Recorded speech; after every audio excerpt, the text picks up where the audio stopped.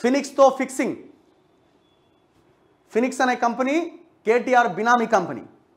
శివబాలకృష్ణ కస్టడీతో వెలుగులోకి సంచలన నిజాలు.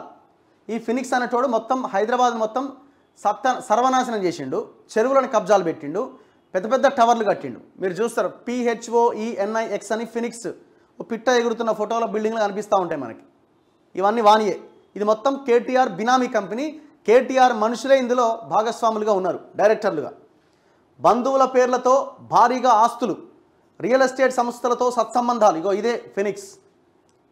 కుటుంబ సభ్యుల పేర్లతో పెట్టుబడులు, షేర్లు. ఎన్నికల ముందు 100కు పైగా ఫైల్స్ క్లియర్. ఆదిత్య, ఫినిక్స్ సంస్థల నుంచి భారీగా ముడుపులు. మరిన్ని రియల్ ఎస్టేట్ సంస్థల నుంచి కోట్లు దండుకున్నట్టు గుర్తింపు. కాల్ డేటా ఆధారంగా కూపీలాగుతున్న ఏసీపీ. ఆదిత్య, ఫినిక్స్ ప్రతినిధులను విచారించిన అధికారులు. అక్రమాస్తుల కేసులో అడ్డంగా దొరికిపోయిన హెచ్ఎండిఏ మాజీ డైరెక్టర్ శివబాలకృష్ణ విచారణ ముగింపు దశకు చేరుకున్నది. ఇవాల్టితో 8 రోజుల ఏసీబీ కస్టడీ ముగుస్తున్నది. మరికొన్ని రోజులు విచారిస్తే ఇంకా కీలక విషయాలు రాబట్టొచ్చని అధికారులు భావిస్తున్నారు. మంగళవారం 7వ రోజు కస్టడీలో కీలక పరిణామాలు చోటు చేసుకున్నాయి. సంచలన విషయాలు వెలుగులోకి వచ్చాయి. శివబాలకృష్ణ సోదరుడు శివ, సునీల్, మేనల్లుడు భరత్ పేరు మీద భారీగా ఆస్తులు గుర్తించారు. కుటుంబ సభ్యులతో పాటు స్నేహితులపైన భారీగా బినామీ ఆస్తులు ఉన్నాయట. వీడు ఎట్లా సంపాదించింది చూడండి కథ.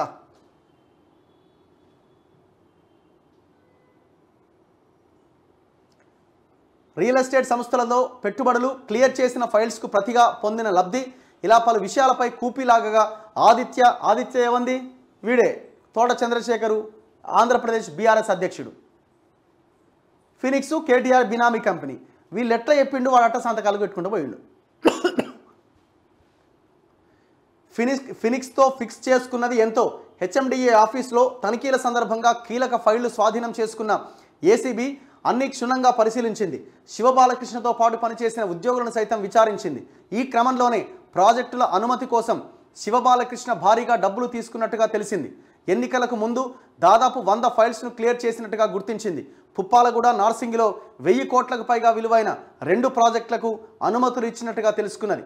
ఈ నేపథ్యంలో ఫినిక్స్, ఆదిత్య సంస్థలకు చెందిన ప్రతినిధులను ఏసీబీ ప్రశ్నించింది. ఈ 2 రియల్ ఎస్టేట్ సంస్థల నుంచి శివబాలకృష్ణకు ముడుపులు అందినట్టుగా అనుమానిస్తోంది. ఇవే కాకుండా బడా రియల్ ఎస్టేట్ సంస్థలకు లబ్ధి చేకూర్చిన ఆయన కోట్ల రూపాయలు దండుకున్నట్టుగా ఏసీబీ భావిస్తోంది.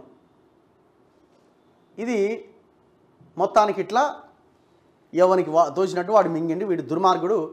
ఇట్లా కేటీఆర్ ఎట్లా చెప్తే అట్లా సంతకాలు పెట్టుకుంటా, వానికి కావాల్సింది వాడు తీసుకుంటా 100,000 కోట్లు ఒక డైరెక్టర్, ఒక సెక్రటరీ హోదాలో ఉన్న వ్యక్తికి 1000 కోట్ల ఆస్తులా?